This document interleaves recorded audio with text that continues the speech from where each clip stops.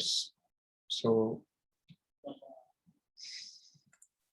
I hope you can see the screen.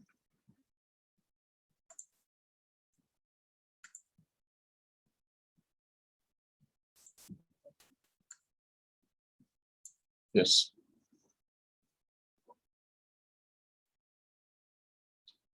Okay. So in last lecture, we already discussed about the conduction in detail, right?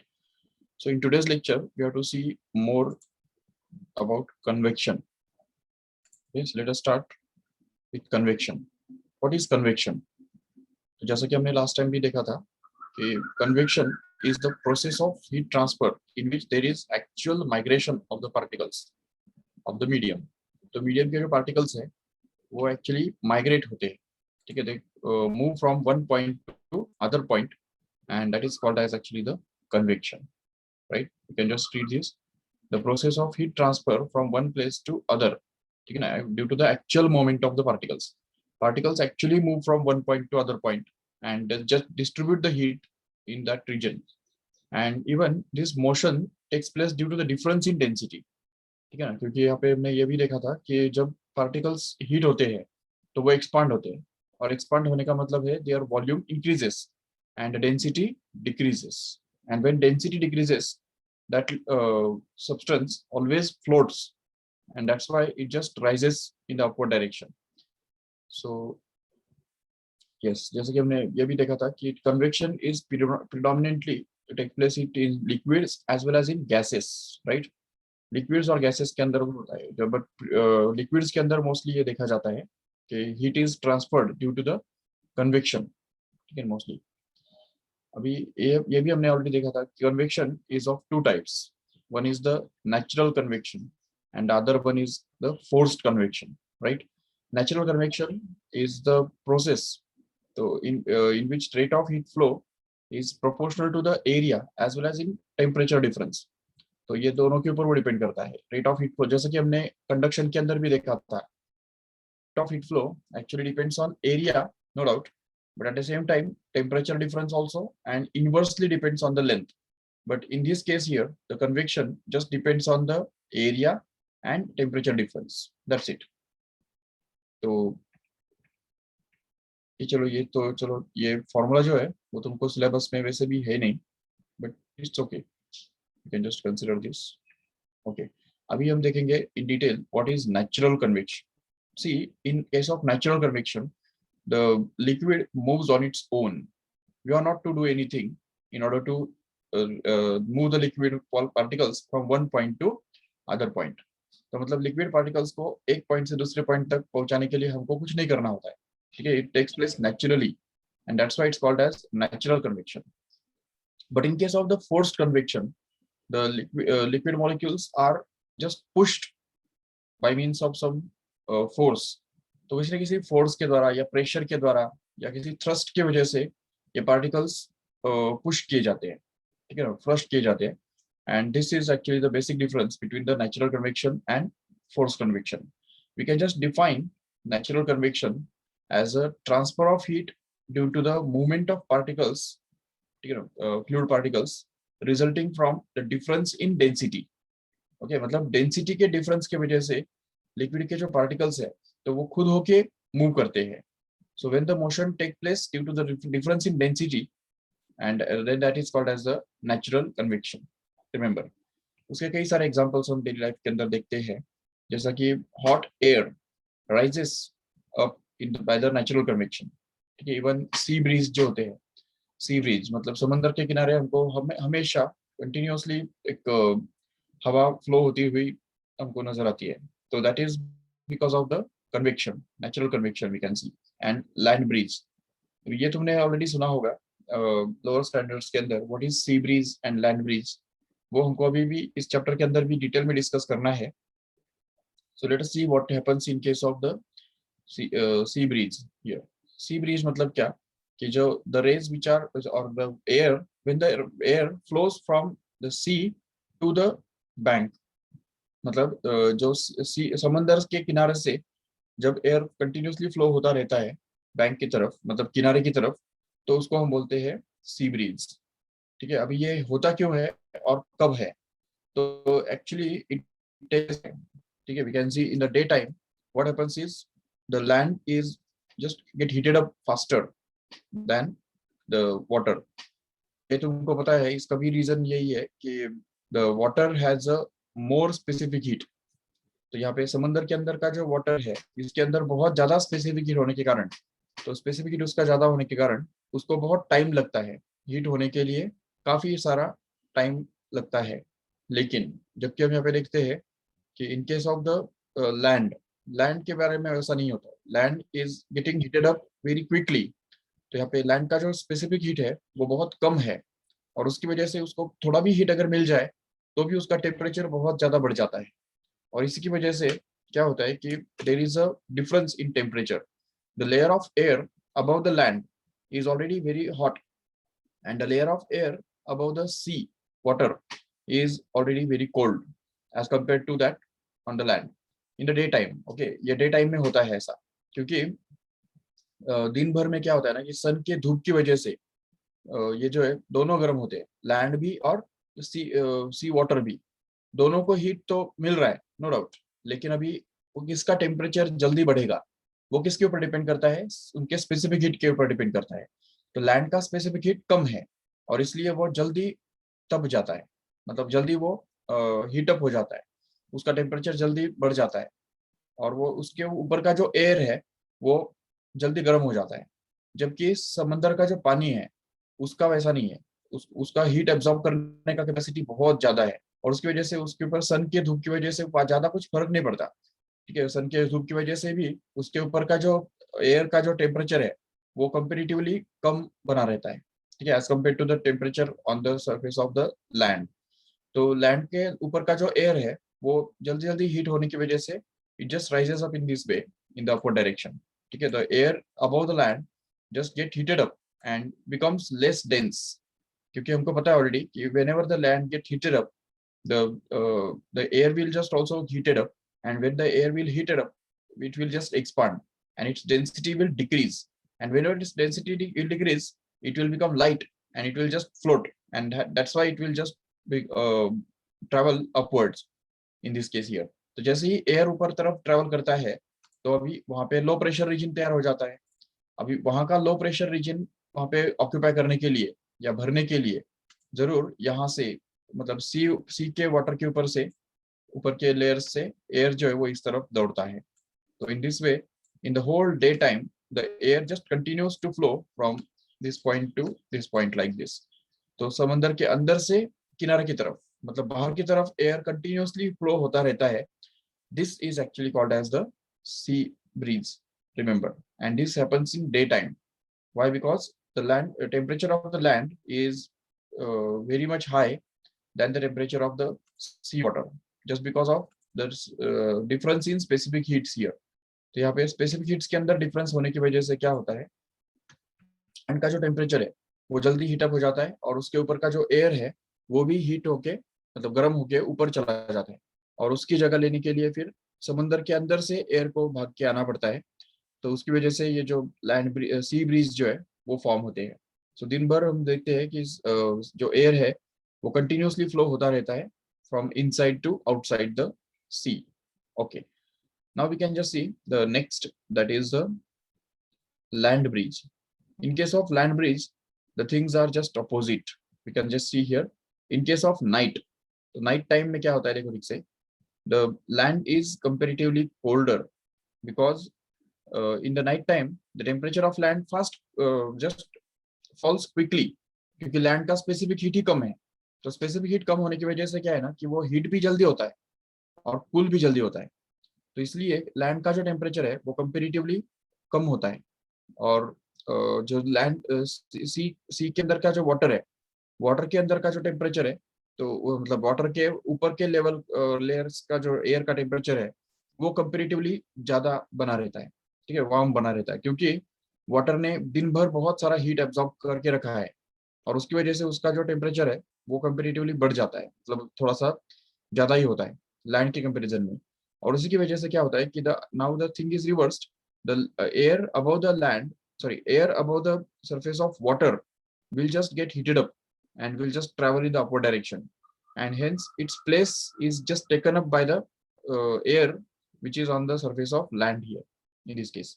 So land के surface पे जो air होता है तो वो इस तरह से अंदर की तरफ मूव करता है, बिकॉज वहां पे लो प्रेशर रीजन तैयार हो जाता है. समंदर के अंदर के जो पानी के ऊपर का जो एयर है, लेयर है एयर का, तो वहां पे लो प्रेशर रीजन तैयार हो जाता है, क्योंकि उधर का टेम्परेचर ज्यादा होने की वजह से उधर का जो एयर है वो ऊपर चला जाता है, और उसका जगह लेने के लिए लैंड की तरफ से एयर को भागना पड़ता है.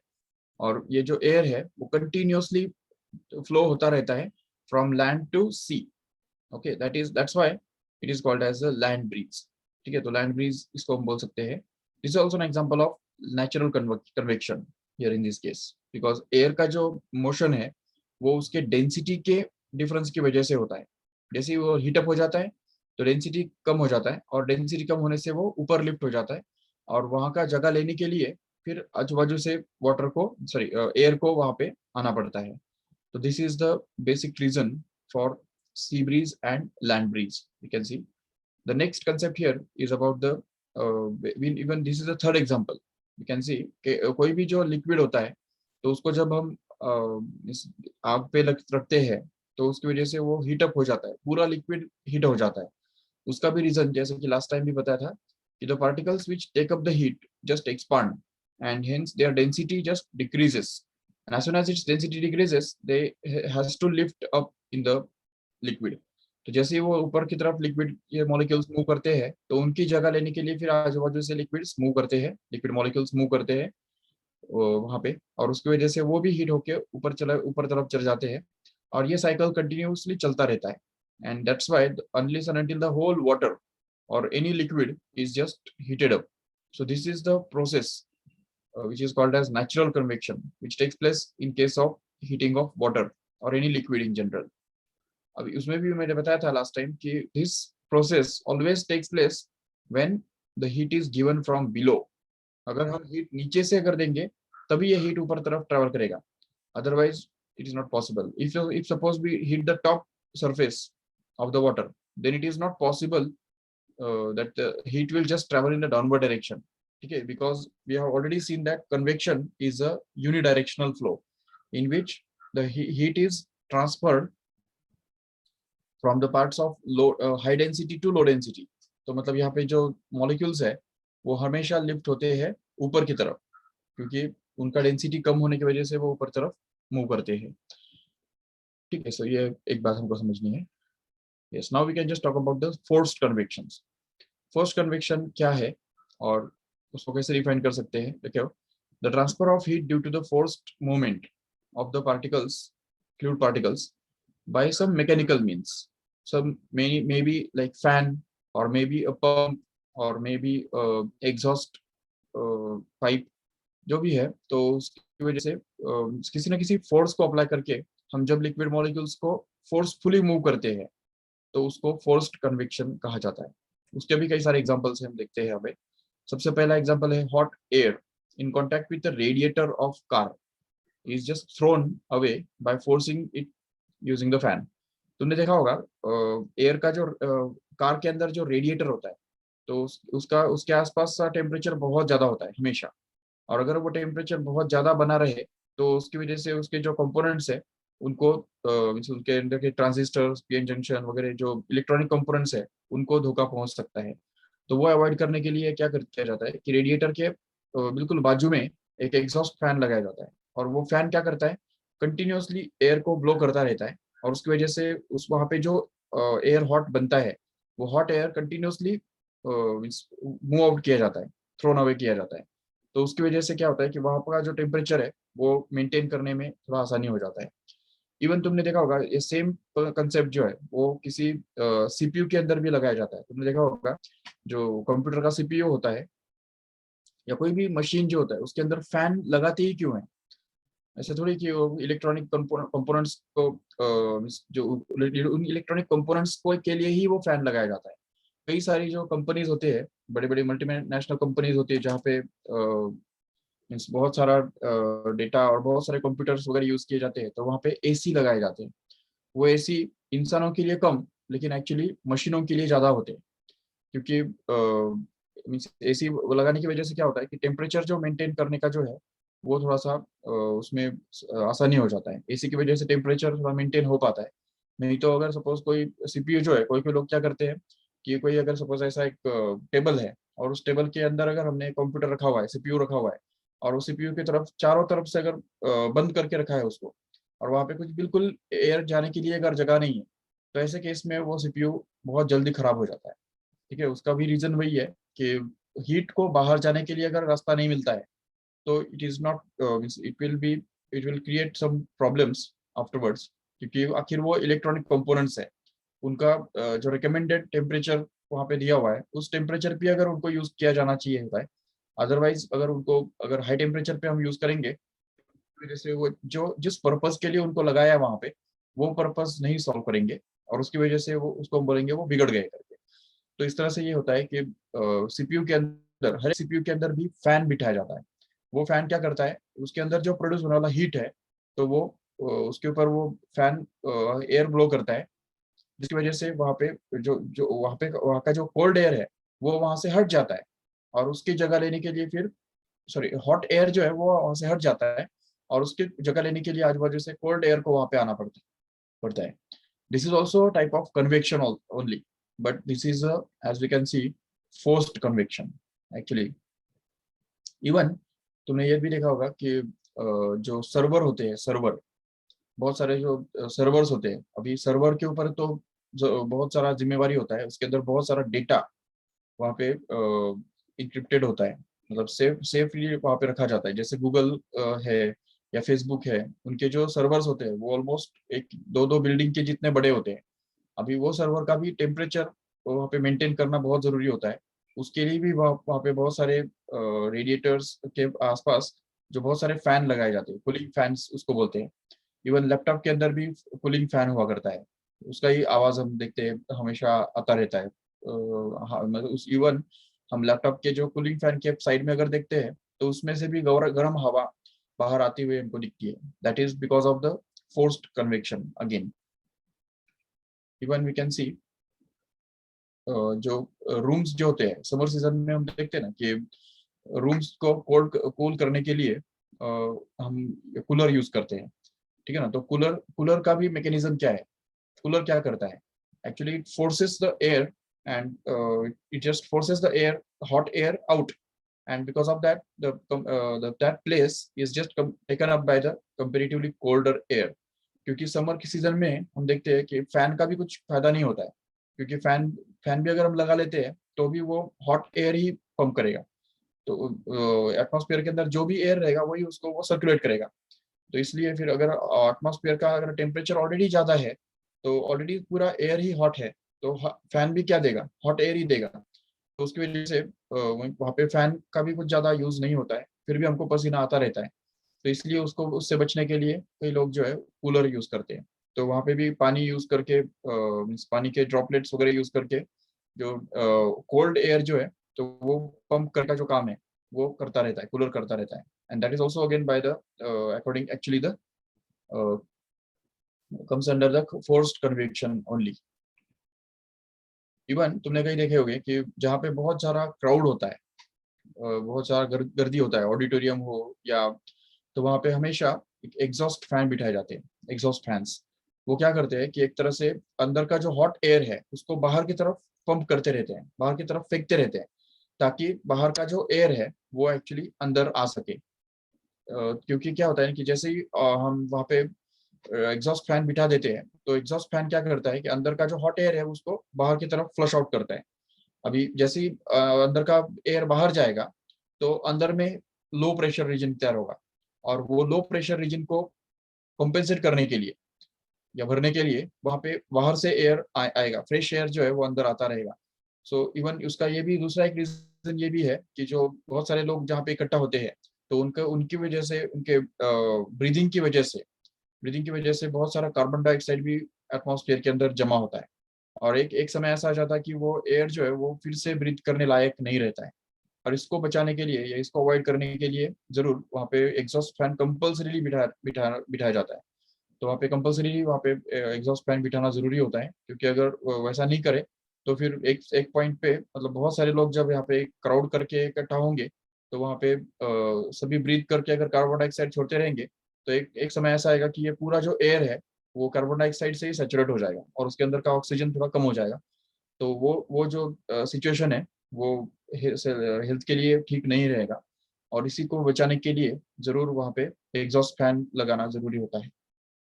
ठीक है, बड़े बड़े ऑडिटोरियम्स या इवन जो जहाँ पे गंदगी होती है, मतलब बुरा स्मेल आता है, तो वहाँ पे भी स्मेल को हटाने के लिए भी वहाँ पे जैसे वॉशरूम होता है, तो वहाँ पे भी बहुत सारे एग्जॉस्ट फैंस लगाए जाते हैं, ताकि वहाँ से जो एयर जो है, air containing bad smell can be flushed out, so that the fresh air can enter into that room in this way. Even ventilation जो होता है कि कई घरों के अंदर वेंटिलेशन का अरेंजमेंट किया जाता है। अभी वेंटिलेशन भी एक तरह से क्या है, एक तरह से वो फोर्स कन्वेक्शन ही है, क्योंकि वेंटिलेशन के लिए क्या किया जाता है, एक फैन होता है या कूलिंग फैन जो होता है वो एक एक पर्टिकुलर डायरेक्शन में रख के उसको चलाया जाता है, फोर्सफुली चलाया जाता है। उसकी वजह से क्या होता है कि वो फैन उधर का जो एयर है, हॉट एयर जो है, वो उसको बाहर फेंकता रहता है, और दूसरी तरफ से जो खिड़की हो या दरवाजा हो, उस तरफ से एयर जो है वो कंटिन्यूसली अंदर आता रहता है, सो air can just ventilate freely. तो ये भी एक तरफ से फोर्स कन्वेक्शन के अंदर ही काउंट कर सकते हैं आराम से। Okay, so all these are the examples of forced convection actually. Yeah. Now we can just see the radiation.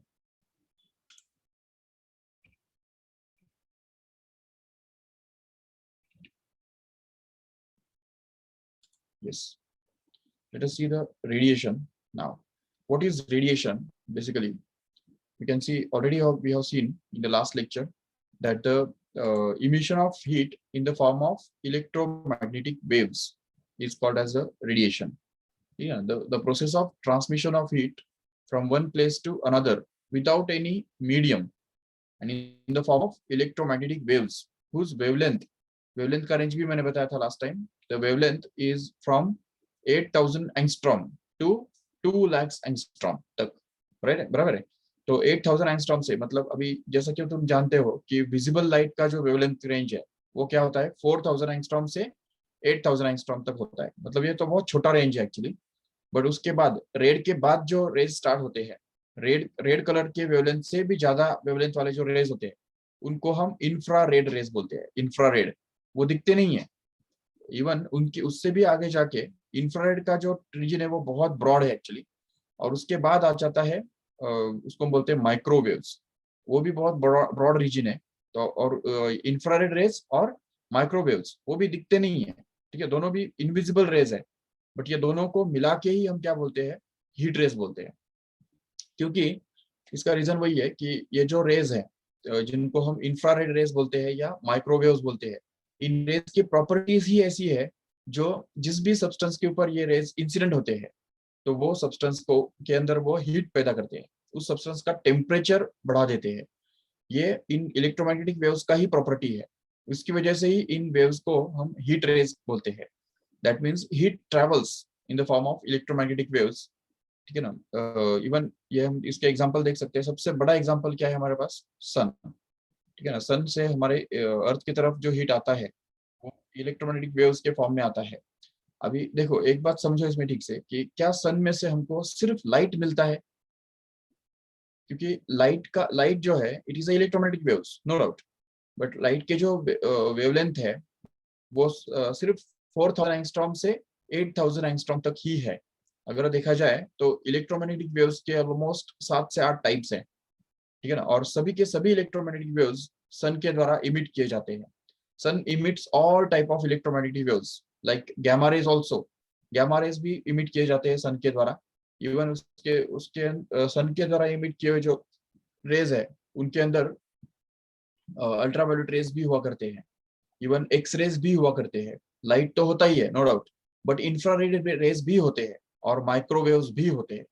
अभी उसमें से हमको दिखता क्या है, सिर्फ लाइट दिखता है, बाकी रेज जो है वो हमको दिखते नहीं है, लेकिन अपना काम करते रहते हैं, ठीक है। गामा रेज अपना काम करते हैं, जो अल्ट्रावायलेट रेज है वो अपना काम करते हैं, एक्स रेज भी उसके अंदर होते हैं, वो भी अपना अपना काम करते हैं। इवन इंफ्रारेड रेज और माइक्रोवेव्स ये भी अपना काम करते हैं। अभी इंफ्रारेड रेज और माइक्रोवेव्स इन दोनों का काम क्या है, हीट पैदा करना, यही उनका काम है, क्योंकि उनको बोलते ही हीट रेज है। तो ये तो इलेक्ट्रोमैग्नेटिक वेव्स जो है उनको ही हीट रेज बोला जाता है।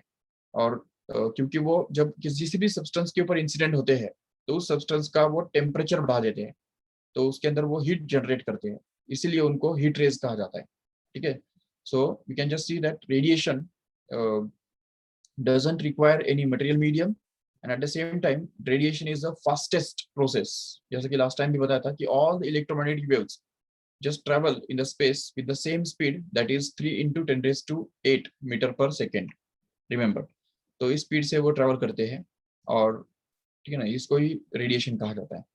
सो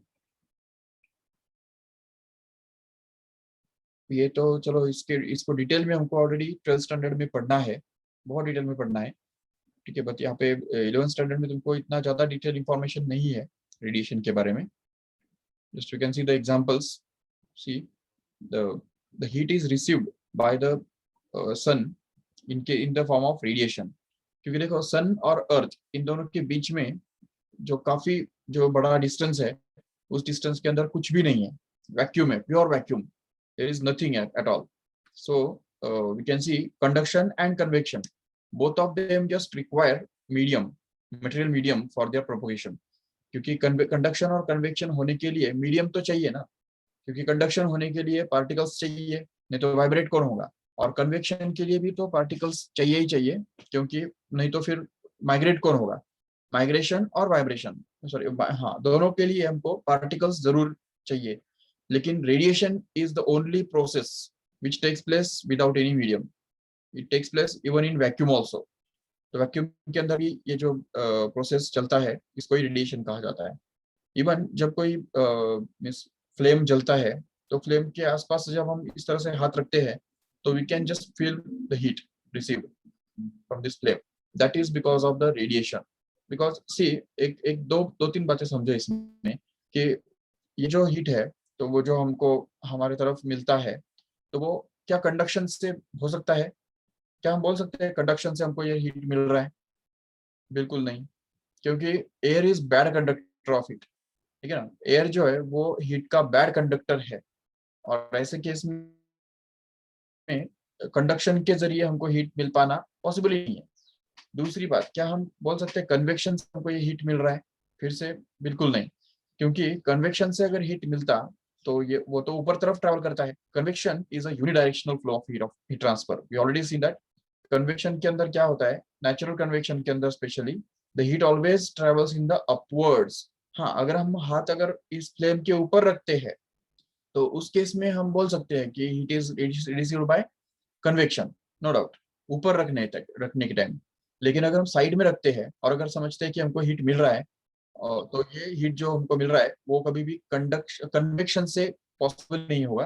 कन्वेक्शन से नहीं मिल रहा है वो हमको, वो एक्चुअली हमको रेडिएशन से ही मिल रहा है। ठीक है, so we are receiving the heat in the form of electromagnetic waves, remember.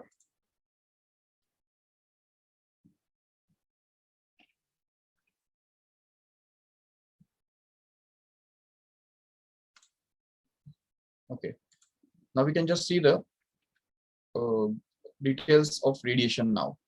तो रेडिएशन के अंदर होता क्या है ना, कि एक कंसेप्ट आता है इमिसिव पावर, जो हम अभी भी देख रहे थे actually.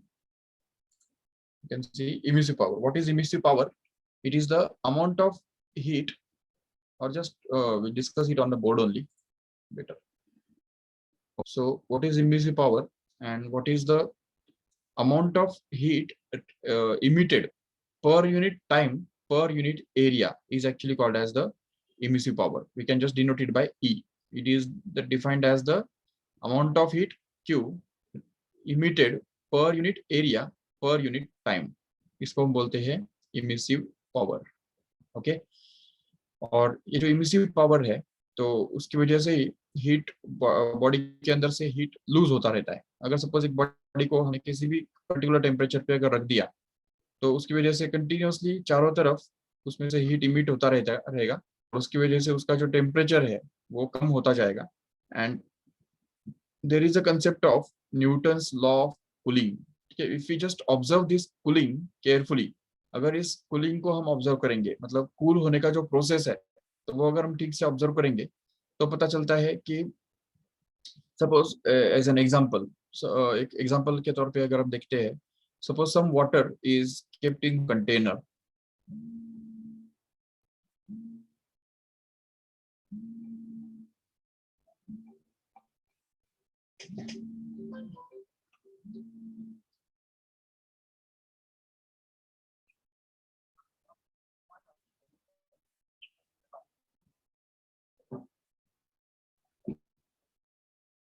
because if see we have this container and suppose there is some water contained in it like this, समझो यहाँ पे कुछ वाटर यहाँ पे हमने रखा हुआ है and suppose we heat it and take it to some another temperature, suppose for example 80 degree Celsius, okay. तो 80 डिग्री सेल्सियस पे हमने उसको रख दिया, ठीक है।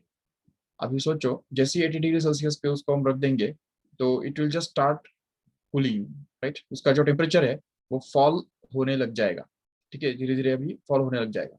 लेकिन ये तुमने कभी जरूर देखा होगा कि अगर सपोज हम यहाँ पे एक थर्मोमीटर डाल के रखते हैं, सपोज यहाँ पे हम एक थर्मोमीटर डाल के रखते हैं जो कि टेम्परेचर मेजर करने के लिए यूज किया जाएगा यहाँ पे, ठीक है। So this is the thermometer,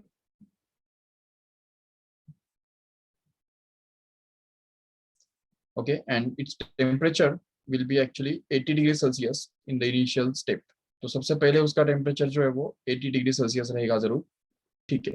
जैसे हमने उसका रीडिंग स्टार्ट किया तो अभी उसके बाद एक एक मिनट के बाद अगर हम रीडिंग लेते रहेंगे तो पता चलेगा कि पहले स्टार्टिंग में क्या होगा कि जो टेम्परेचर जो है वो स्टार्टिंग में एक मिनट रुको डायरेक्ट 75 डिग्री सेल्सियस बन जाएगा, देख सकते हो ठीक से।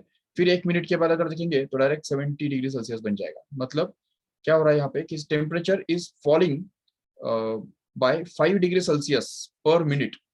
तो यहाँ पे अगर हम देखेंगे rate of fall of temperature, ठीक है, rate of fall of temperature कितना है, तो एक मिनट में 5 डिग्री, 5 डिग्री फॉल होता जा रहा है। मतलब बहुत फटाफट टेम्परेचर फॉल हो रहा है स्टार्टिंग में, ठीक है। लेकिन अभी देखो सराउंडिंग का टेम्परेचर कितना है, सपोज सराउंडिंग का टेम्परेचर 30 डिग्री सेल्सियस है, okay, 30 degrees Celsius is the temperature of surroundings. Now the temperature of water itself becomes 70 degrees Celsius here। तो अभी क्या होगा कि temperature will just decrease slowly. अभी क्या होगा कि टेम्परेचर जो है वो थोड़ा धीरे धीरे डिक्रीज होने लगेगा। एक मिनट के बाद देख सकते हैं 67 डिग्री सेल्सियस बन जाएगा, या चलो 66 डिग्री सेल्सियस बन जाएगा। और एक मिनट रुको तो एक मिनट के बाद देख सकते हो 62 डिग्री सेल्सियस हो जाएगा। और एक मिनट के बाद देखेंगे तो 58 डिग्री सेल्सियस हो जाएगा। और एक मिनट के बाद देखो तो टेम्परेचर जो है 54 डिग्री सेल्सियस हो जाएगा। So accordingly we can just say that the temperature का जो रेट ऑफ फॉल है वो थोड़ा सा कम हो गया, ठीक है। ओके, 4 डिग्री सेल्सियस से वो डिक्रीज हो रहा है पर पर मिनट। हाँ, मतलब यहाँ से क्या हो रहा है कि एक मिनट में 4 डिग्री सेल्सियस से वो डिक्रीज हो रहा है, 4 degree Celsius per minute, we can say this is the rate of fall, whereas it was actually 5 degrees Celsius per minute when the temperature was already 80 degree Celsius. अभी यहाँ पे temperature already कम हो गया, उसकी वजह से उसका रेट ऑफ फॉल भी कम हो गया। अगर अभी और अभी देखो टेम्परेचर वाटर का कितना हो गया, 50 डिग्री सेल्सियस हो गया सिर्फ। अभी 50 डिग्री सेल्सियस टेम्परेचर पे मतलब अभी डिफरेंस कितना बचा है, सिर्फ 20 डिग्री सेल्सियस इतना डिफरेंस बचा हुआ है। तो ऐसे केस में ये जो रेट ऑफ फॉल है वो और ही डिक्रीज हो जाएगा। अभी क्या होगा, हो सकता है कि एक मिनट रुको और उसके बाद फिर 48 डिग्री सेल्सियस उसका टेम्परेचर बन जाएगा, सोचो ठीक से। तो 48 डिग्री सेल्सियस और एक मिनट रुको तो 46 डिग्री सेल्सियस टेम्परेचर बन जाएगा। और एक मिनट के बाद 44 डिग्री सेल्सियस टेम्परेचर बन जाएगा। ऐसा कब तक चलेगा, देखो ठीक से, क्योंकि यहाँ पे रेट तो बहुत ही कम हो गया, almost it becomes 2 degree Celsius per minute which is very small. एक समय ऐसा आएगा, मान लो कि इसका टेम्परेचर जो है 40 डिग्री सेल्सियस हो गया। अभी इसके बाद क्या होगा, अभी अभी तो 10 डिग्री सेल्सियस ही बाकी है, क्योंकि सराउंडिंग का टेम्परेचर ऑलरेडी 30 डिग्री सेल्सियस है और वाटर का टेम्परेचर 40 डिग्री सेल्सियस, मतलब सिर्फ 10 डिग्री ज्यादा है ये। तो ऐसे केस में इसका जो रेट ऑफ फॉल है वो और ही डिक्रीज हो जाएगा। अभी हम देख सकेंगे कि एक एक डिग्री फॉल होगा एक एक मिनट में। एक मिनट रुको उसके बाद 39 डिग्री सेल्सियस उसका टेम्परेचर बन जाएगा। और एक मिनट के बाद हो सकता है 38 डिग्री बन जाए। और 1 मिनट के बाद हो सकता है कि 38 37 डिग्री बन जाए, and so on like that. तो मतलब उसका जो टेम्परेचर है वो एक एक मिनट में सिर्फ 1 डिग्री से ही फॉल डाउन होता जा रहा है। So when this temperature is decreased, so in this वे। तो और एक समय ऐसा आएगा कि अभी सपोज सपोज इसका जो टेम्परेचर है वो 30 डिग्री सेल्सियस बन गया सपोज। अभी क्या होगा देखो, 5 मिनट के बाद जो है उसका या सॉरी सॉरी 30 डिग्री सेल्सियस तो बनेगा कभी, चलो 35 डिग्री सेल्सियस बन गया। अभी ऐसा हो सकता है कि 2 मिनट के बाद उसका टेम्परेचर जो है वो 34 बन जाए, और उसके बाद और 3 मिनट के बाद या 4 मिनट के बाद उसका टेम्परेचर जो है वो 33 बन जाए। फिर 5 मिनट के बाद उसका टेम्परेचर जो है वो 32 बन जाए। इसका मतलब क्या है देखो कि यहाँ पे पहले स्टार्टिंग स्टार्टिंग में क्या हो रहा था, एक एक मिनट में 5 5 डिग्री फॉल हो रहा था। अभी क्या हो रहा है, 1 डिग्री से फॉल होने के लिए वो 5 मिनट ले रहा है। मतलब 5 मिनट में सिर्फ 1 ही डिग्री फॉल हो रहा है। समझ में आ रहा है डिफरेंस? स्टार्टिंग स्टार्टिंग में 1 मिनट में 5 डिग्री फॉल हो रहा था, और अभी 5 मिनट में 1 डिग्री फॉल हो रहा है सिर्फ। तो rate of loss, rate of fall देखो कितना डिक्रीज हो गया। तो ये क्यों हुआ? क्योंकि जो बॉडी का जो टेम्परेचर है और जो सराउंडिंग का टेम्परेचर है उनके बीच में जो डिफरेंस है वो डिफरेंस कम होता जा रहा है, इसलिए ऐसा हो रहा है। So we can just state down the Newton's law of radiation here in this way, or Newton's law of cooling here in this way. The rate of fall of temperature मतलब d theta by dt। ठीक है, theta मतलब temperature and d theta by dt stands for rate of fall of temperature। मतलब जिस rate से, how fast or how slow the, just wait, hello,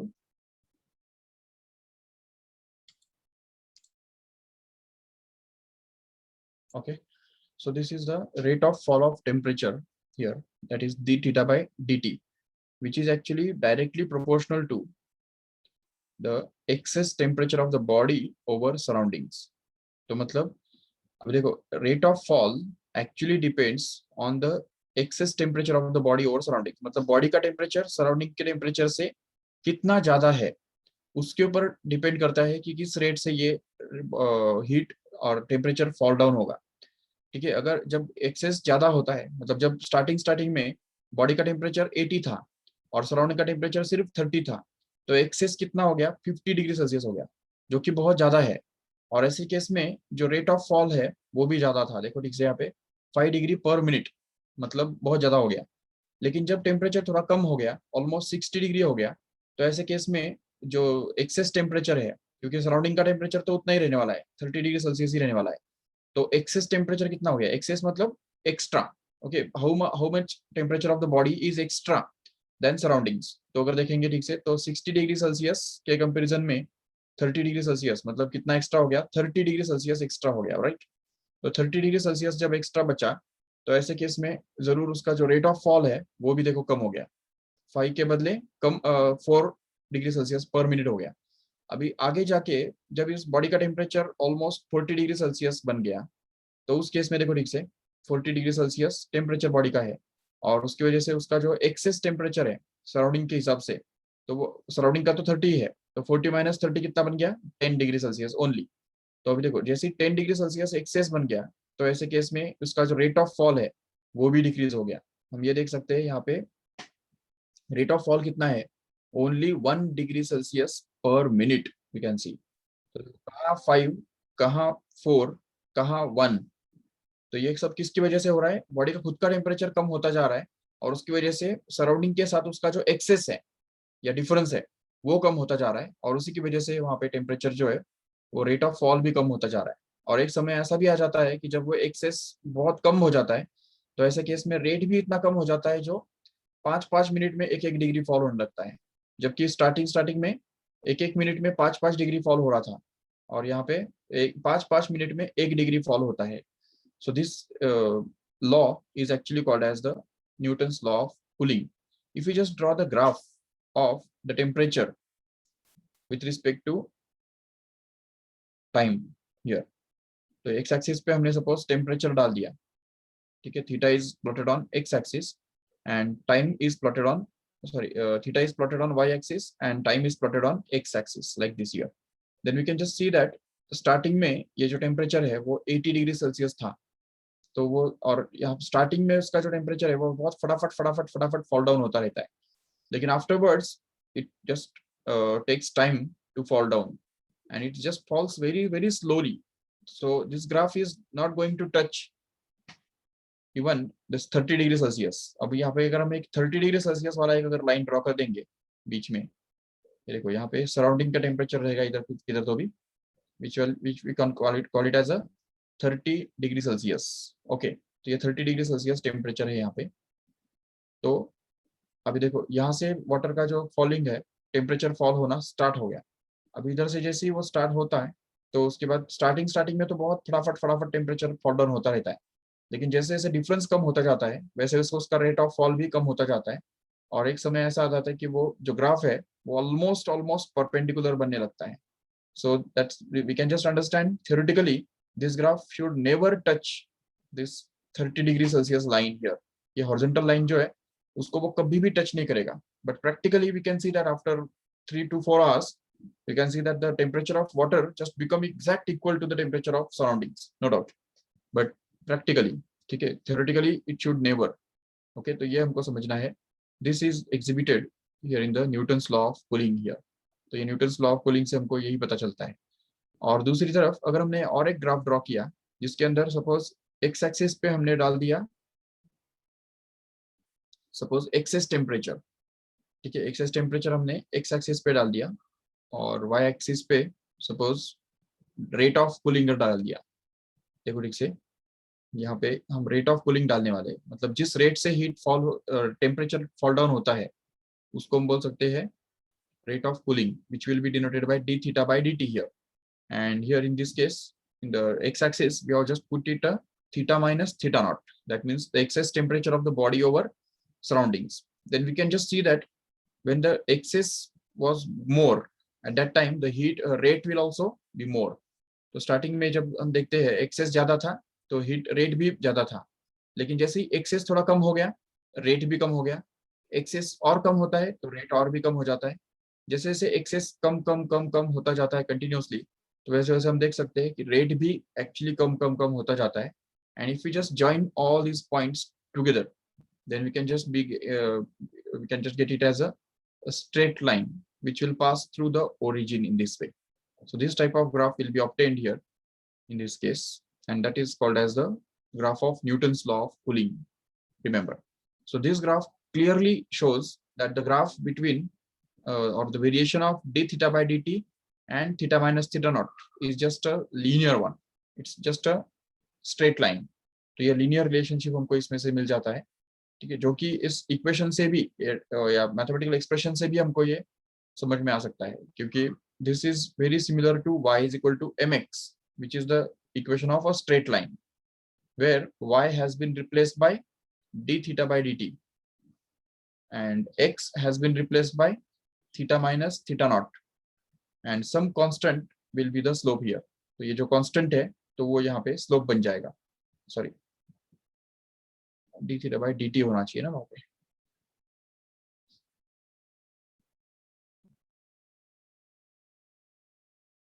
Okay, so this k constant k will be the slope of this graph here. So this is very similar to y, that is equal to m, which is the slope, into x, that is the excess temperature of the body over surroundings. Okay, so this is all about the Newton's law of cooling, and this is all about actually the radiation, remember. Okay, so this was the last topic in this chapter. Okay, so we declare here that this chapter has been finished up to the theory level. We can just be prepared with the numericals, be prepared with the formulae, so that we can just carry out numericals in the next lecture. Okay, तो कल के lecture में हम इसके numericals cover करने वाले हैं.